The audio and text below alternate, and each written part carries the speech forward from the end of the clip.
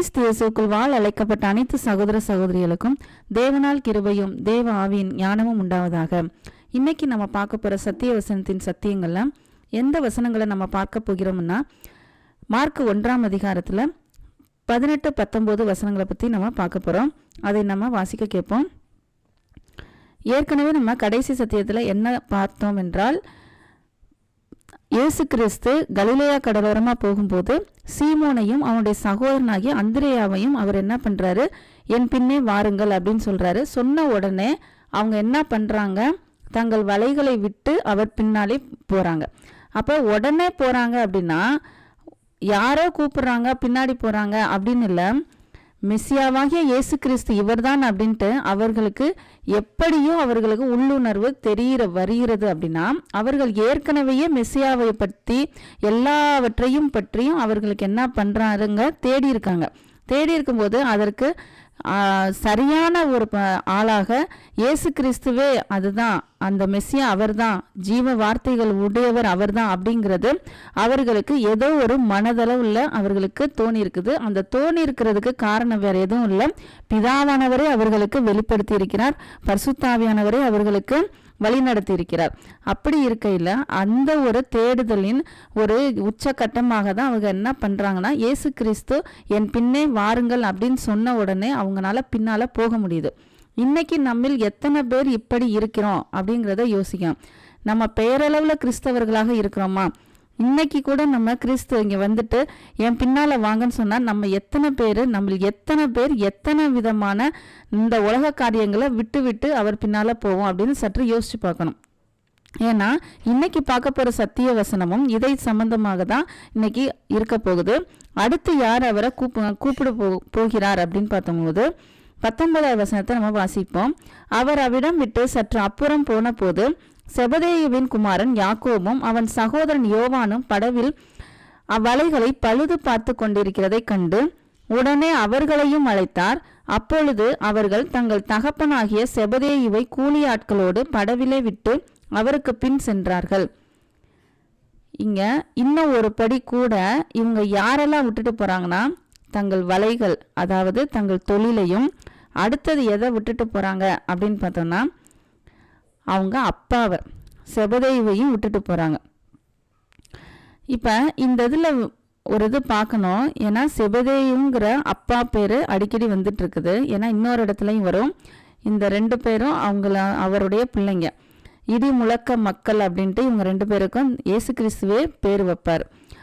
இதனுடைய பின்னணி என்னவா இருக்கலாம் எதுவும் நமக்கு சரியாக தெரியாது. ஆனாலும் பின்னணி என்னவாக இருக்கலாம் அப்படின்னு பார்த்தபோது, யோவானும் யாக்கோபையும் அவர் கூப்பிடுறாரு, போறாங்க.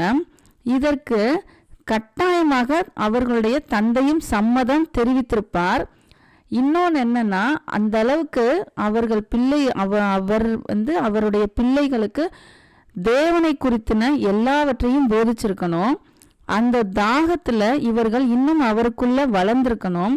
அந்த வளர்ந்ததின் அடையாளமாக, வளர்ந்ததுங்கிறதோட எந்த அளவுக்கு வளர்ந்துருப்பாங்கன்னு தெரியாது, ஆனால் அந்த தேடுதல் அதிகமானதும் இயேசு கிறிஸ்துவே அந்த மெசியா அப்படின்ட்டு அவர்களுக்கு அதாவது மனதார அவர்கள் உணரப்படுவதின் காரணமாக அவர் கூப்பிட்ட உடனே என்ன பண்றாங்க, அப்பாவையும் தொழிலையும் விட்டுட்டு போறாங்க. அதனால எல்லாரும் உறவுகளை விட்டுட்டு, அப்பாவை விட்டுட்டு, குடும்பத்தை விட்டுட்டு, தொழிலை விட்டுட்டு வரணும் அப்படின்னு இங்கே அர்த்தம் வராது. இதுதான் இங்கே ரொம்ப முக்கியமானது. இதில் என்ன ஒரு ரகசியம் நமக்கு சொல்லப்படுது அப்படின்னா, இயேசு கிறிஸ்துவுக்கு மேலாக நமக்கு எந்த உறவும், எந்த தொழிலும், எந்த விதமான சொத்தும், இந்த உலகத்தில் எந்த விதமான ஒரு பொருளும் நமக்கு இருக்கக்கூடாது அப்படிங்கிறத தான் இங்கே நமக்கு தெரியப்படுகிறது. சில பேர் எப்படி இருப்பாங்க அப்படின்னா, இயேசு கிறிஸ்துவும் வைத்துக்கொள்வாங்க, ஆனால் இந்த உலக காரியங்களையும் ஈடுபட்டு இருப்பாங்க. இயேசு கிறிஸ்து இந்த உலகத்தோடு ஒத்த வேஷம் தெரியாமல் வாழணும் அப்படின்னு சொல்லியிருக்காரு. ஆனால் அது நம்மள பல பேரால முடியாது. உலகத்தில் உள்ள பல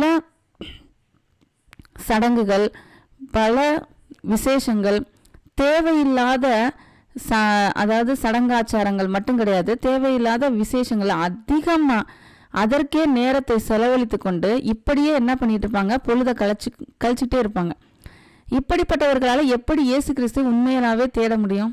கட்டாயம் தேடவே முடியாது.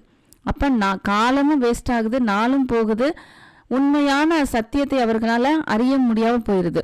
இயேசு கிறிஸ்துவா இல்லை உலக காரியங்களா இல்லை உலகத்தில் உள்ள மனிதர்களுக்கு முக்கியத்துவம் கொடுக்கறதா மதிப்பு கொடுக்கறதா அப்படின்னு பார்த்தா நம்மள பல பேர் எப்படி இருக்கோம் அப்படின்னா அந்த உலகத்தில் உள்ள மனிதர்களுக்கும் உலக காரியங்களுக்கும் உலகத்தில் உள்ள சடங்குகளுக்கும் உலகத்தில் எப்படி நம்ம அட்ஜஸ்ட் பண்ணி நம்ம பெருமையாக காமிக்கிறது, இதில் தான் அதிகமாக நம்மளுடைய நேரமும் எண்ணங்களும் போயிட்டு இருக்குது. ஆனால் கிறிஸ்துவை குறித்த எண்ணங்களோ கம்மி. அது எப்போ கிறிஸ்து நமக்குள்ளே அதாவது நம்ம போய் அவரை பார்ப்போன்னா அந்த வாரத்தில் ஒரு முறையோ இல்லை ஒரு 10 நிமிஷம் பைபிள் வாசிக்கும் போதோ, அதுவும் பேருக்கு நானும் கிறிஸ்தவன், நானும் கிறிஸ்துவுக்குள்ளே இருக்கேன் அப்படின்ட்டு சொல்லிக்கிறதுக்கு அந்த ஒரு காரணத்துக்காக மட்டும் பைபிளை தூக்கிக்கிட்டு சர்ச்சுக்கு போகிறதோ இல்லை எந்த விதமான வெளிப்படையான அடையாளங்களை மட்டும் செஞ்சுட்டு இருப்பாங்க. ஆனால் உள்ளான மனதார எந்த விதமான மாற்றமும் இருக்காது. பழைய மனுஷனுக்கும் புதிய மனுஷனுக்கும் எந்த விதமான மாற்றமும் இருக்காது, அதே மாதிரி தான் இருக்கும். என்ன ஒரே ஒரு வித்தியாசம்னா பழையதில் வேற ஏதோ ஒரு அடிப்படை வச்சு நம்பி இருப்பாங்க, இப்போ கிறிஸ்துங்கிற பேரை வச்சு நம்பிட்டு இருப்பாங்க, இவ்வளவுதான். ஆனால் விசுவாசம் கிரியையுள்ள விசுவாசமாக இருக்காது. இங்கே எதற்காக நம்ம இவ்வளவு தூரம் நம்ம இதை அழுத்தமாக சொல்கிறோம் அப்படின்னு பார்த்தோம்னா இதற்கு காரணம் யோவான், யாக்கோபு, பேதுரு, அந்திரேயா இவர்கள்லாம் வளர்க்கப்பட்ட விதமும் அவர்களெல்லாம் சகோதரர்களாகவும் இருந்திருக்காங்க. அதையும் யோசிக்கணும். இது வளர்க்கப்பட்ட விதம் தங்களுடைய பெற்றோர்களால் நல்ல முறையில் ஆவிக்குரிய அதாவது தேவனை பற்றின சிந்தையில் வளர்க்கப்பட்டாலுமே அவர்களுக்கு கீழ்ப்படிந்து சொல்வதெல்லாம் அப்பா அம்மா சொல்றதெல்லாம் கரெக்டாக தான் இருக்குமோ, தன் தந்தை சொல்வதெல்லாம் இப்படி தான் இருக்குமோ அப்படிங்கிறத தேடி இருக்காங்க. அது அவங்க மட்டும் கிடையாது, அதாவது பெற்றோர்கள் சொல்வதோடு மட்டுமல்லாமல் தாங்களும் சுயமாவே அதாவது தங்களுடைய சொந்த முயற்சியினாலையும் தேடி இருக்காங்க. அதனால தான் இவர்கள் எல்லாம் 12 அப்போஸ்தலர்களுக்குள்ள பெயர்கள் எழுதப்படுகிறது. இதெல்லாம் நம்ம கொஞ்சம் யோசிச்சு பார்க்கணும். ஏன்னா அந்த சூழ்நிலையில் அந்த கொடுப்பனை நமக்கு இல்லாமல் இருந்தாலும் இன்றும் நாம் கிறிஸ்துவுக்குள்ளே போகிறதுக்குரிய பாக்கியம் நமக்கு இருக்குது. அதே அளவு கூட அதாவது அப்போஸ்தலர்கள் மாதிரியே நாமும் ஊழியம் செய்ய முடியும். அப்போ எந்த அளவுக்கு அவர்கள் தேடி இருப்பாங்க, எந்த அளவுக்கு தேவனை ருசி பார்த்திருப்பார்கள். இதற்கு பெரிய ஞானமோ இல்லை பெரிய படிப்போ எதுவுமே தேவையில்லை, இல்லை அந்தஸ்தோ எதுவுமே தேவையில்லை. ஆனால் இன்றைக்கு பல இடத்துல ஏன் சபையிலையுமே அந்தஸ்தை வைத்து தான் என்ன பண்ணுறாங்க, மதிப்பிடுறாங்க. ஏன் போதகர்களே அப்படி தான் மதிப்பிடுறாங்க. ஒரு உயர்ந்த அந்தஸ்தில் இருந்தால் அவங்களுக்கு ஒரு மரியாதை, சாதாரண மக்களாக இருந்தால் அவர்களுக்கு ஒரு மரியாதை. இந்த அந்தஸ்துகள் எல்லாம் அவருக்கு முன்னால் அருவருப்பாக இருக்கின்றது. இதெல்லாம் நம்ம சிந்திச்சு பார்க்கணும். ஆனால் இங்கே உள்ள சீஷர்கள் இங்கே எப்படிப்பட்டவர்களாக இருக்கிறார்கள், இது எதையுமே அவர்கள் எந்த இதுவுமே இல்லை. சாதாரண ஒரு மீன் பிடிக்கிற தொழிலாளி, அவர்களை தான் அவர் என்ன பண்ணுறாரு, அழைக்கிறார். இன்னொன்று பார்த்தோன்னா எந்த ரொம்ப அதாவது படிப்பறிவோ இல்லை ஞானவான்களோ கிடையாது, சாதாரணமான ஒரு மனிதர்கள். இன்னும் சொல்லப்போனால் பேதைகளாக இருந்தார்கள் அப்படின்னு அப்போஸ்தலர் நடவடிக்கைகள் எழுதப்பட்டிருக்கு. அப்போ பேதைகளாக இருக்கிறவங்களை அப்படியே அழைக்கிறாரு. அவர்களுக்குள்ள தேடுதலும் இருக்குது, கீழ்ப்படிதலும் இருக்குது. இதுதான் அவர்கள்கிட்ட இருக்கிற பாசிட்டிவ் பாயிண்ட், ப்ளஸ் பாயிண்ட்ஸு. பாலகராக இருந்திருக்காங்க, பேதைகளாக இருந்திருக்காங்க, தேடுதலாகவும் இருந்திருக்காங்க. அப்போ நசரேயனாகிய இயேசு கிறிஸ்து வருவார் அப்படின்ட்டு அவங்க நம்பிட்டு இருந்தது இவர் தான் அப்படிங்கிறது அவர்களுக்குள்ள பிதாவானவர் வெளிப்படுத்தியிருக்கிறார். எப்படினாலும் அவர்களால் என்ன பண்ண முடியும், அதை கண்டுகொள்ள முடியும். ஏன் அப்படின்னா அவர்களுடைய தாழ்மையும் கீழ்ப்படிதலும்னால கட்டாயம் ஆண்டவர் என்ன பண்ணியிருப்பாரு, வெளிப்படுத்த சித்தமாக இருந்திருக்கிறார். அதை வெளிப்படுத்த சித்தம் இருந்ததுனால தான் என்ன பண்ண முடியுது, இயேசு கிறிஸ்து கூப்பிட்ட உடனே அவர்களால் தங்கள் தொழிலையும் தங்கள் தந்தையையும் அதாவது உறவுகளையும் விட்டுட்டு வர அவர்களால் முடிஞ்சிருக்கு. இன்னைக்கு நமக்கு தடங்களாக இது ரெண்டும் பிரதானமாக இருக்கும். இதை தவிர இன்னும் உலக காரியங்கள் நிறையா இருக்கும். நிறையா பேர் சொல்லுவாங்க உறவுகள் எல்லாம் விட்டு கொடுக்கக்கூடாது, அவர்களெல்லாம் பத்திரமா பாதுகாக்கணும் உறவுகள் அப்படின்னு. ஆனால் இயேசு கிறிஸ்துவோட வழி அப்படிப்பட்ட வழி கிடையாது. எந்த உறவு அவரை மறுதளிக்குதோ அந்த உறவை நம்ம பக்கத்தில் வச்சுருப்போம். அது வெளியில் சொல்லி தான் மறுதளிக்கணும் இல்லை, அவருடைய செய்கைகள்னால கூட அவங்க மறுதளிப்பாங்க. இப்போ விக்கிரக ஆராதனையில் இருக்கிற பல பேரை நம்ம என்ன பண்ணியிருப்போம், ரொம்ப மதிப்பு மரியாதை கொடுத்து பக்கத்திலே வச்சுருப்போம். அப்போ அவர்களுக்கு நம்ம எப்படி சாட்சியுள்ள வாழ்க்கையை காண்பிக்கிறது அப்படிங்கிறத சிந்திச்சு பார்க்குறதே கிடையாது. அவர்களுக்கு மட்டும் என்ன பண்ணிட்டு இருப்போம், முதல் உரிமை கொடுப்போம், முன்னுரிமை கொடுப்போம். அவர்களுக்காக தேவனை தேடுதலை கூட பின்னாடி வச்சுக்குவோம். இப்படிப்பட்டவர்களை எப்படி தேவன் தேர்ந்தெடுப்பாரு, எப்படி அழைப்பாரு? இந்த மாதிரி உள்ளவங்களை அவர் என்ன ஆக்கலை, அப்போஸ்தலர்களாம் ஆக்கலை. நம்ம அந்த பழைய மனிதனை களைந்து விட்டு புதிய மனுஷனாக, புது சிருஷ்டியாக கிறிஸ்து இயேசுவை நாம பிரதிபலிக்கிறவர்களாக இருக்க வேண்டும். அப்ப நமக்கு எது முக்கியம், எந்த பிரதானமானது? சத்தியத்தை சத்தியமாக தேடும்போது, அந்த சத்திய வசனத்தை ருசித்து பார்க்கும் பொழுது நமக்கு எப்படி இருக்குன்னா, முத்துக்களை போன்ற விலை மதிப்பில்லாத மாதிரி நமக்கு தெரியும். அது உணர்ந்தாதான் நம்மளால என்ன பண்ண முடியும், மற்றவைகளெல்லாம் விட்டுட்டு வர முடியும். மற்றவைகளுக்கு அவ்வளவு தூரம் நம்மளால என்ன பண்ண முடியாது, முக்கியத்துவம் கொடுக்க முடியாது, முக்கியத்துவம் கொடுக்கவும் தோணாது. இதை நம்ம ரொம்ப நிதானமாகவும் நம்ம பிரதானமாகவும் யோசிச்சு பார்க்க வேண்டிய விஷயமாக இருக்குது. ஏன்னா ஒரு நாளில் பல நேரங்களில் நம்ம தேவனுக்கு ஒதுக்குற நேரம், அவரை தேடுவதற்கும் அவரை உணர்வதற்கும் அவருடைய சத்திய வசனத்திற்கு தியானிப்பதற்கும் நம்ம ஒதுக்குற நேரம் எவ்வளவு இருக்குது. இல்லை அந்த வசனத்தை நம்ம வாழ்க்கையோடு ஒத்து வேலை செஞ்சுட்டு இருக்கும்போதோ எல்லாவற்றிலும் நம்ம தியானித்து கொண்டிருக்கிறோமா? இல்லை அதையெல்லாம் விட்டுட்டு அந்த ஒரு 10 நிமிஷமோ கொஞ்ச நேரம் மட்டும் அவரை மட்டும் தியானிக்கிறோம் கிடையாது, பேருக்கு வாசித்துட்டு அதையும் அர்த்தத்தை தப்பாக நினச்சிக்கிட்டு மற்ற நேரங்கள் எல்லாமே உலக மக்கள் எப்படி வாழ்கின்றாங்களோ அந்த வாழ்க்கையை தான் நம்மளும் வாழ்கின்றோம். நம்முடைய சுயமாக இருக்கிற ஜென்ம சுபாவம் எல்லாமே வெளியில் வருது. நம்முடைய கோபம், பொறாமை, வைராகியம், சண்டைகள், விபச்சாரம், இச்சைகள் எல்லாமே வெளியில் வருது. அப்போ இதையும் வச்சுக்கிட்டு தேவனை எப்படி நம்ம தேட முடியும்? ஒரே ஊற்றிலிருந்து 2 விதமான தண்ணி வர முடியுமா? வர முடியாது.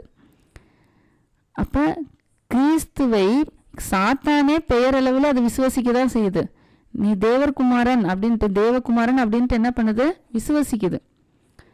அதே மாதிரி தான் இப்போ நம்மளும் விசுவசிக்கிறோம். எந்த கிரியையும் இல்லைன்னா நம்மளும் என்ன பண்ணுறோம், சாத்தான் எப்படி விசுவாசம் வச்சுருக்கோம் அந்த விசுவாசம் தான் அதுக்கும் ஈடாகுது. அப்போ நம்ம சற்று சிந்தித்து பார்க்க வேண்டும்.